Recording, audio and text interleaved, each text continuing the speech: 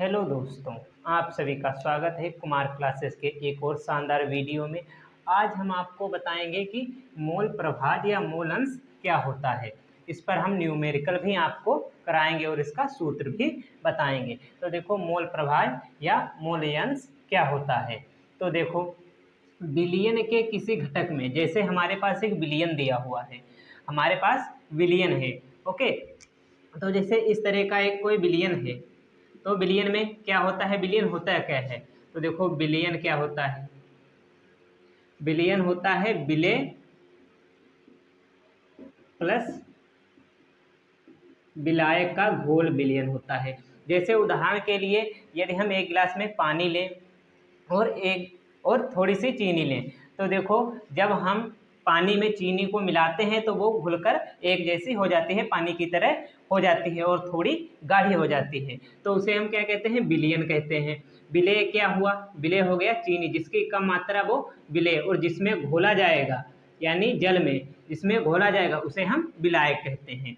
इसीलिए देखो, बिलियन के किसी घटक में उपस्थित मोलों की संख्या और उसमें उपस्थित सभी घटकों के मोलों की कुल संख्या के अनुपात को मोल प्रभाज कहते हैं। अब इसका देखो सूत्र देखते हैं हम, सूत्र क्या होता है।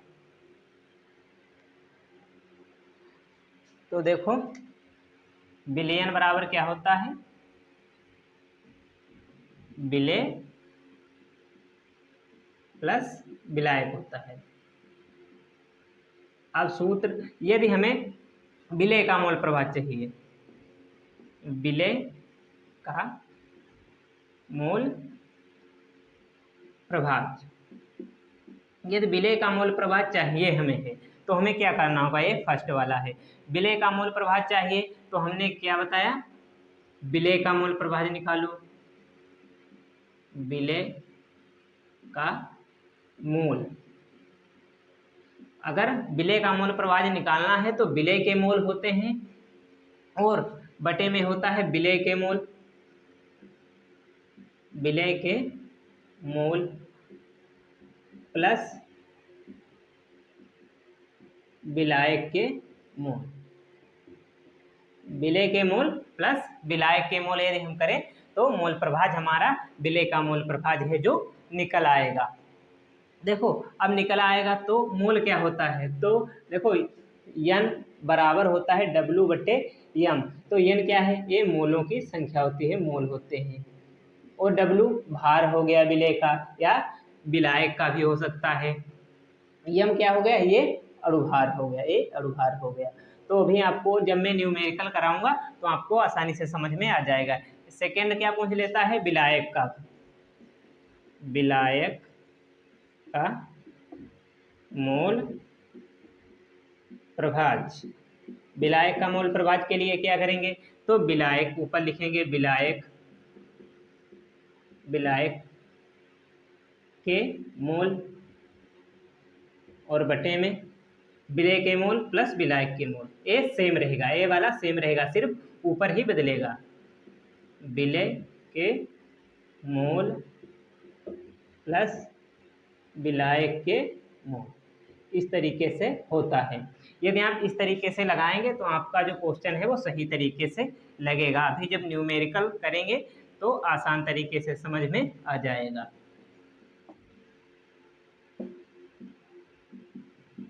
तो देखो, अब हम बात आई, हमारे सूत्र तो दोनों लिख चुके हैं। अब हम इसमें जब न्यूमेरिकल करेंगे, क्योंकि ये बहुत कम पूछता है, इसमें न्यूमेरिकल इसका पूछ लेता है, तो न्यूमेरिकल देखते हैं किस तरीके से हल होता है। तो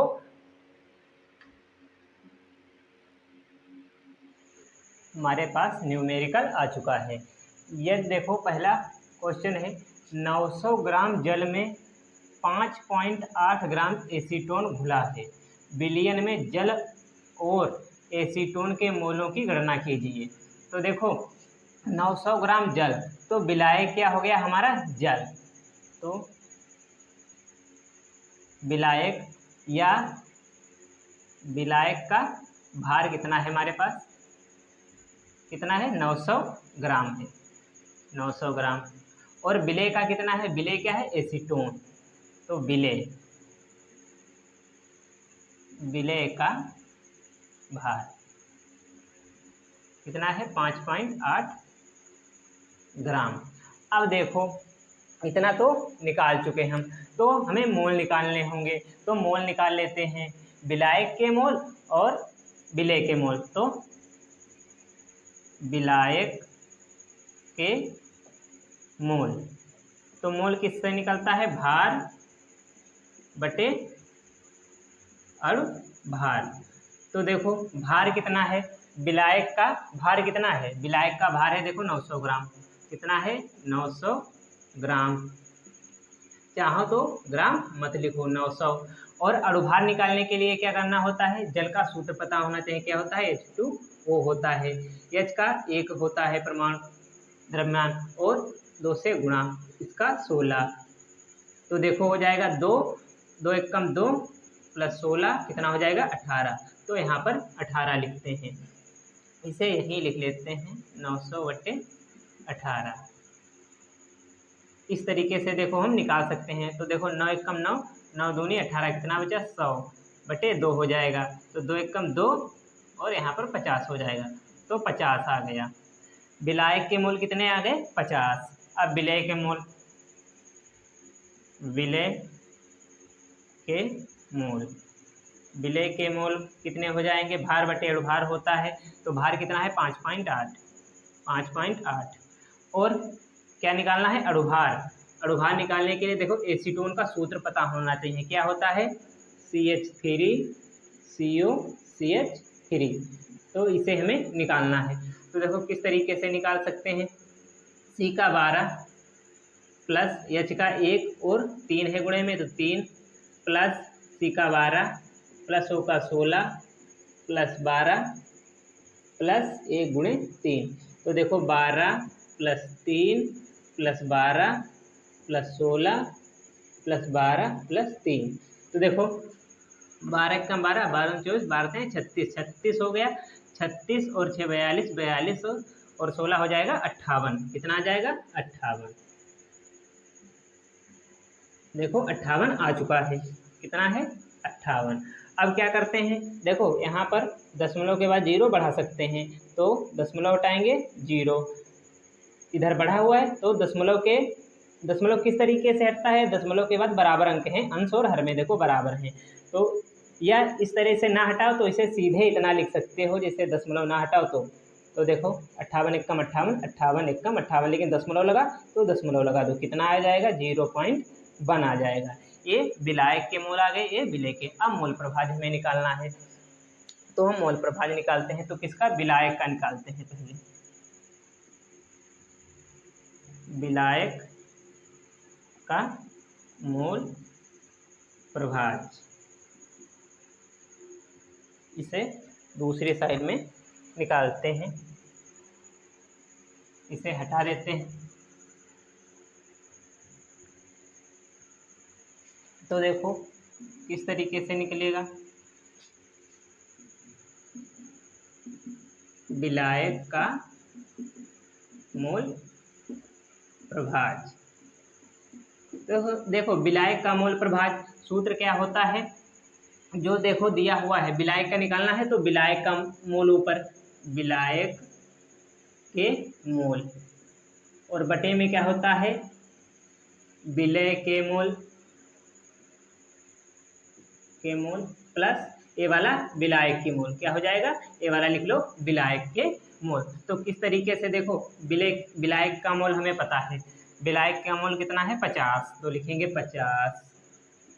विलेय के मोल कितने हैं 0.1, तो 0.1 प्लस 50। देखो इतना हो गया हमारे पास। लेकिन एक चीज़ यहाँ पर आपको ध्यान रखना है कि दशमलव इस तरीके से नहीं हटता है।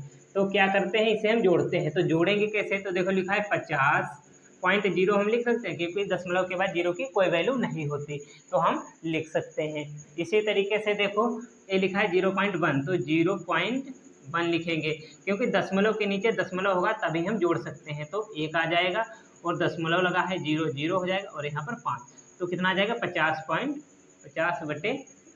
50.1 दशमलव हटाएंगे तो एक 0 पर बढ़ा देंगे।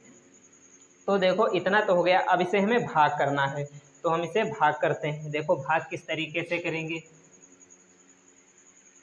तो यहाँ पर भाग करते हैं किससे, 500, 1 से भाग करते हैं 500 को, तो 500 को भाग करते हैं। तो देखो 1 ज़्यादा हो रहा है तो दशमलव यहाँ लगा लेंगे और 1 जीरो बढ़ा लेंगे।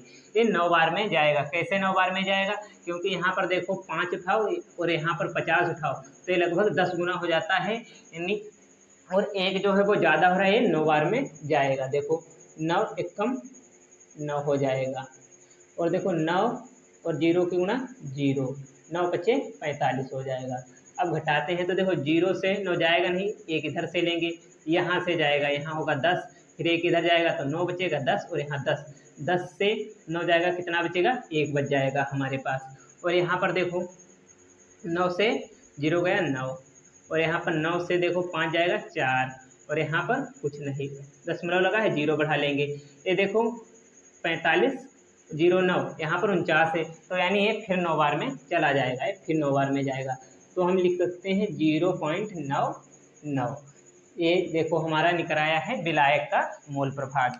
तो विलायक का तो निकल आया है, अब विलय का निकालना है, आप इसे हटा सकते हो।